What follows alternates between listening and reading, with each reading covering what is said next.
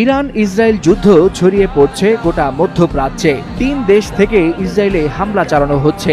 একই সাথে ৩ দিক থেকে ইসরায়েলের দিকে ধেয়ে আসছে মিসাইল, ড্রোন আর গোলাবারুদের ঝড়। এই মুহূর্তে যুদ্ধ যেন ইসরায়েলকে ঘিরে এক সর্বাত্মক আগুনে পরিণত হচ্ছে।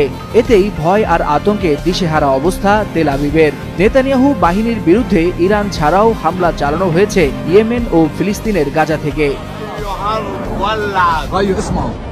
ইরানের বৃষ্টির মতো মিসাইল হামলার আতঙ্ক কাটতে না কাটতেই ইয়েমেনের বিদ্রোহীরা যুক্ত হয়েছে ইসরায়েলের বিরুদ্ধে সরাসরি হামলায়। সেই সঙ্গে গাজা উপত্যকাও চুপ করে বসে নেই। সেখান থেকেও একাধিক রকেট নিক্ষেপ করা হয়েছে ইসরায়েলের দক্ষিণাঞ্চলে। ইসরায়েলের প্রতিরক্ষা বাহিনী জানায়, ইয়েমেন থেকে ছোড়া একটি ব্যালিস্টিক মিসাইল তাদের আকাশ সীমায় ঢুকতেই জেরুজালেম ও পশ্চিম তীর জুড়ে বেজে ওঠে বিপদ সংকেত। মুহূর্তেই আতঙ্ক ছড়িয়ে পড়ে দেশ জুড়ে।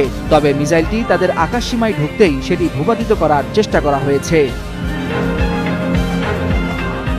অন্যদিকে গাজা উপত্যকা থেকেও একযোগে বেশ কয়েকটি রকেট ছোড়া হয় ইসরায়েলের আশকেলন, সেদ্রত ও বেহেরশেবা অঞ্চলে।